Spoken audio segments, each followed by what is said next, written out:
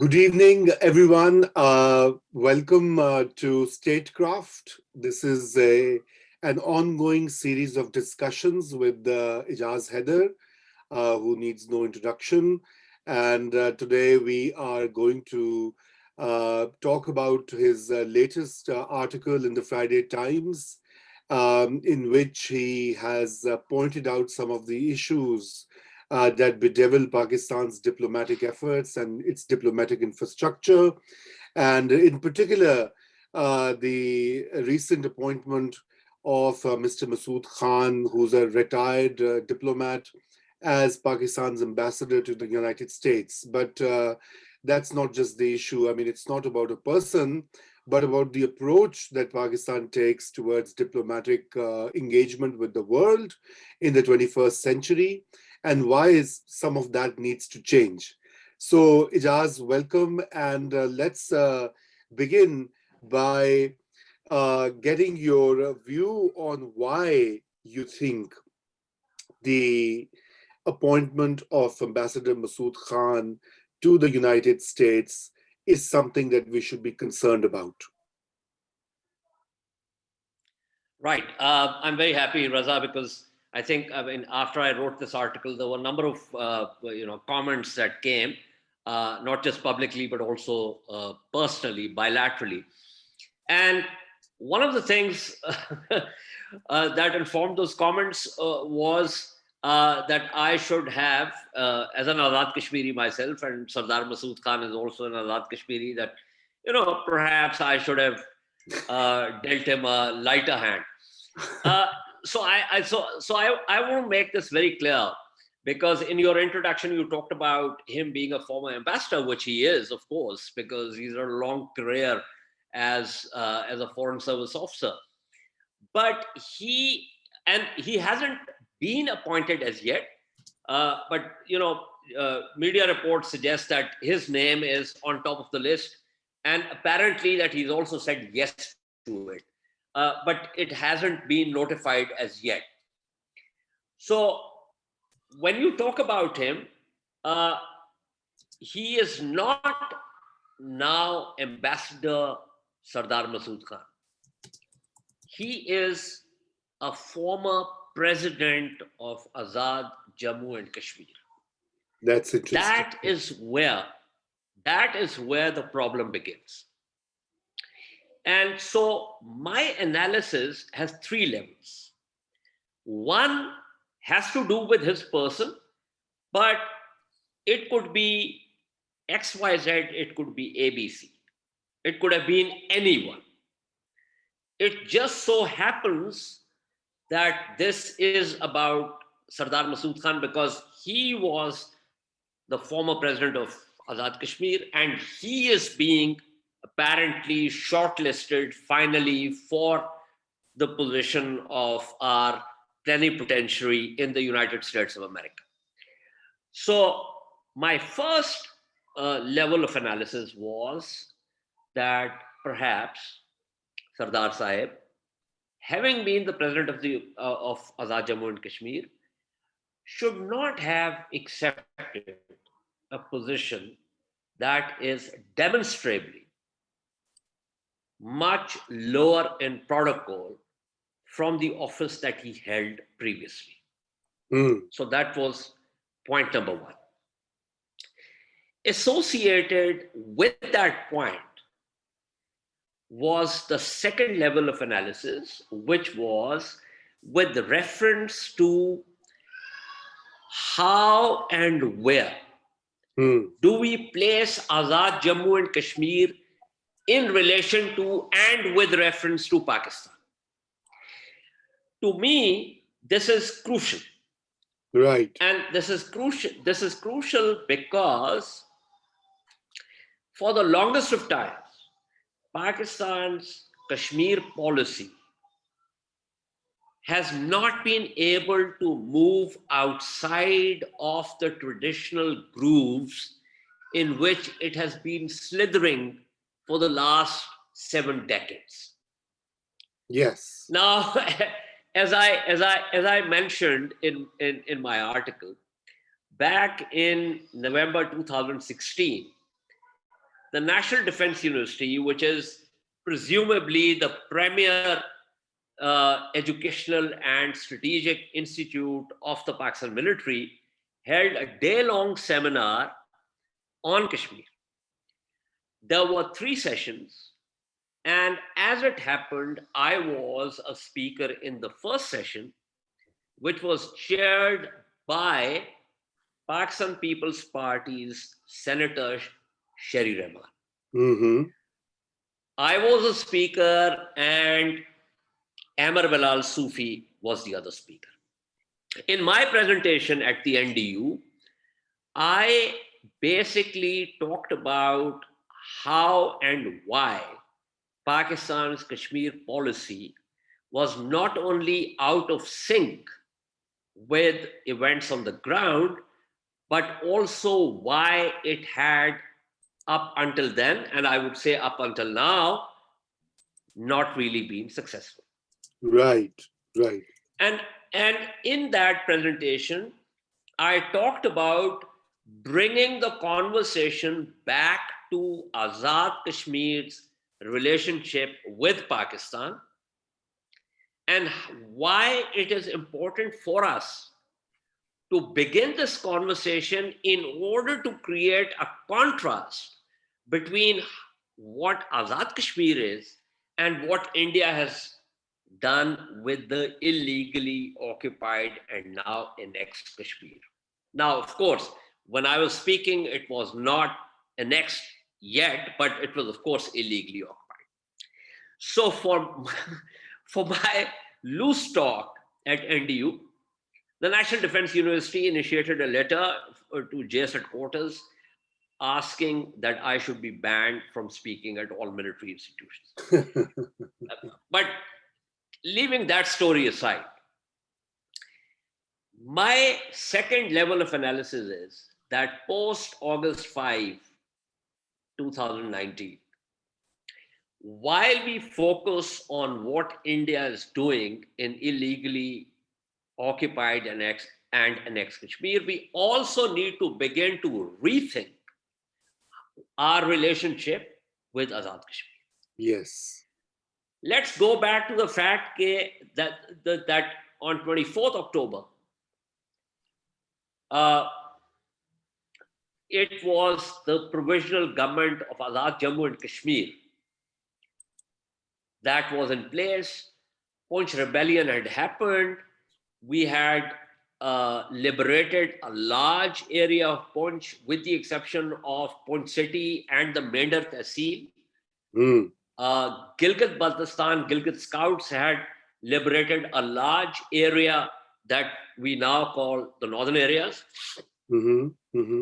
We did not create a province out of this. We said that under the United Nations Security Council resolutions and under the UNCIP subsequent resolutions, that there's going to be a plebiscite, and that plebiscite is going to determine the relationship between Kashmir and Pakistan, right? Yeah. Which is very different from what India did. Correct. However, subsequent developments have actually subsumed Azad Kashmir for all practical purposes without any constitutional guarantees to Azad Kashmir. It's been subsumed into Pakistan. Pakistani political parties of all hues and colors have been interfering in Azad Kashmir's politics. The Riyasti parties, the state parties, the AJK parties have basically over the years died. Pakistani political parties bring their essentially their whatever differences and problems and back and forth and tugs of war and the rest of it that they have in Pakistan, they bring it to Kashmir, which I think is something that does not really serve Kashmir's cause. Yes, not to mention it has the centralized control. Why is it that the chief secretary and the officials in Azad Kashmir, they have to be posted by a section officer's desk in Islamabad? These are also things that we need to consider. Absolutely. the section officer's desk in Islamabad, the divisional commander of 12th Division decides on a number of things. You do not have these telcos, the Pakistani telcos in Azad Kashmir. It's actually done by the Pakistani army. So what I'm saying is, and by the way, I blame Azad Kashmir politicians for this. I've often said that the slogan Kashmir Banega Pakistan flies in the face of Pakistan's position on UN resolutions. The issue is not whether Kashmir should become Pakistan. That's not the issue. Right. My family has served in the Pakistan Army. A number of cousins and nephews are serving in the Pakistan Army. Poonch, Mirpur, the villages of Kalri and Panjedi have given so many officers and men to the Pakistan Army. So that's not the point. The point is that we say that plebiscite is going to determine this. Now, there has been no plebiscite.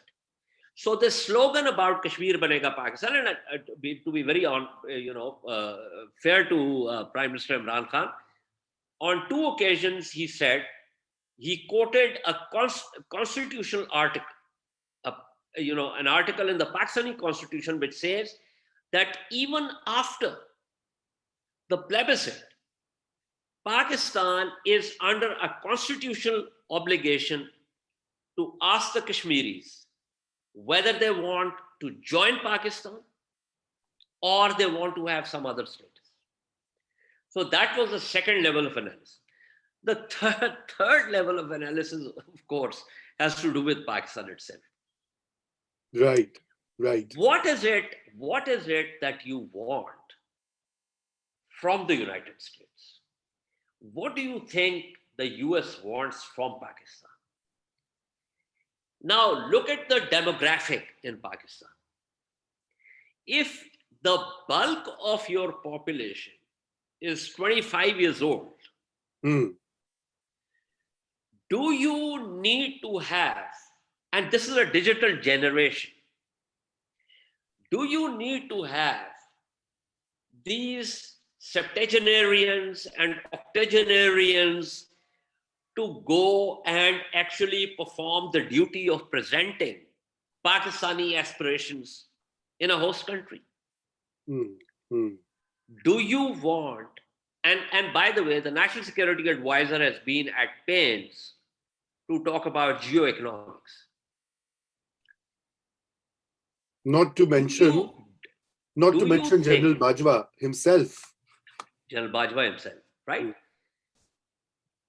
Do you believe, and I ask you this, not because you were a foreign service officer, but I ask you this because you were a CSP officer yourself. You're from the DMG group, which is now called the Pakistan Administrative Services. So you know how this works. Do you really believe that the Ministry of Foreign Affairs, as currently constituted, honorable exceptions excluded, has the toolkit to actually begin to not just mouth, but actualize the concept of geoeconomics? What are the key performance indicators? Are they about Kashmir seminars? So you check the box. Yeah. Are they about trade and investment? So you basically have to first decide what it is or who it is that you want to place at a particular position on the basis of what your plan is. As a military leader, where are you going to concentrate your forces and what type of forces are you going to concentrate? what kind of weapon platforms are you going to deploy and employ based on that plan? Forget about military thing. What kind of fielders are you going to place where? Are you going to place a less agile fielder in the slips Hmm. Hmm. or on point? No, you're not going to do that. You're going to have there are multiple fielding positions. Correct. You are going to have you're going to place your most athletic and agile fielders in some of those positions. It is a no-brainer. Yes. Yes. It is a So no-brainer. I Yeah. so Go ahead. I have just given you the three levels of analyses in my article, and we can have a No, further I discussion. think I think the most important one, I mean, and that's what I wanted to explore as well in this conversation with you, Ijaz, is that how is this shift to geoeconomics go? I mean, what are the necessary conditions, or let's say the ingredients of getting there? I mean, I know there's a lot of lip service to geoeconomics, as you're saying, from very highest levels of the government and the military. But what does it essentially entail, in particular for the Foreign Office and those who set the policy? Okay, that's a great question. So this term geoeconomics, um, it has been defined in multiple ways. Hmm. So the geostrategic use of economic power, using economic tools to advance geopolitical objectives, achievement of foreign policy outcomes by economic and not primarily military means, use of economic instruments to promote and defend national interests and promote beneficial geopolitical results, and so on and so forth. So there is no real, there are multiple definitions, and Correct. it's a growing literature. But we can agree on a basic thing, which is that up until now, we had, and I'm just simplifying the entire thing, that up until now, we had pushed back economic development in the service of security interests Hmm. or perceptions of security interests. And at some point, we have decided that if we have deeper pockets, they will not only serve our economic interests, but they will also help us in furthering our security interests. It's a, I'm just trying to simplify the whole thing, Got it. Got it. which by the way, is not a bad idea. Hmm. It's not going to happen overnight. And the reason it's not going to happen overnight is because within the region, there are, and also outside of the region, there are multiple other state players. They all have agency, they all have interests. Some of their interests are inimical to Pakistan's interests, others Correct. might not be so. Correct. Excuse me. So it's not, talking about geoeconomics is not a magic wand that you're going to wave and everything will be hunky dory. That said, the focus on geoeconomics is important. It's appreciable, and I think it is in the right direction. Right. It Right. is also, to my meager understanding of these things, it is also not something that says that you will consider your security or geopolitical interests as secondary. It is simply a template that says that we, A, do not want to be in any one camp. we do not want to have conflict. We want to have peace. We want to have connectivity. We want to have trade. We want to have investment. And I think all of that is not only crucial, but also on the money. Right, right. However, in doing that, we also need to do multiple other things. For Mhm. instance, we do not want our prime minister to constantly tell us that he is so aware of what the West stands for. I'm not sure if he has read Western philosophy, but I'm going by what he says. Yeah. And, He and I says and I no one and knows I'm assuming, the yeah, West better than him. yes. So I'm assuming that he knows that. He knows the West very well. But then he also needs to understand that Pakistan, where it is placed, given its constraints, given its interests, and the rest of it, also needs to continue to have relations with the West, including the US. And therefore, perhaps it's in the fitness of things for the chief executive of Pakistan to understand the adage that still waters run deep, and that instead of talking unnecessarily about things that he should not, he should be the guiding principle of the policy and let the Sherpas deal with things and not talk about things unnecessarily that are going to create an environment which is not conducive for furthering relations.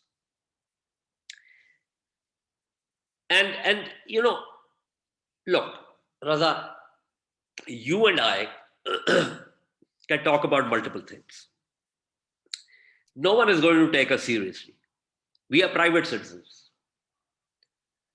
But if tomorrow you or I, which obviously is never going to happen, but for the sake of the argument, if you or I were to become the Prime Minister of Pakistan, every breath we take, Yes. every word we utter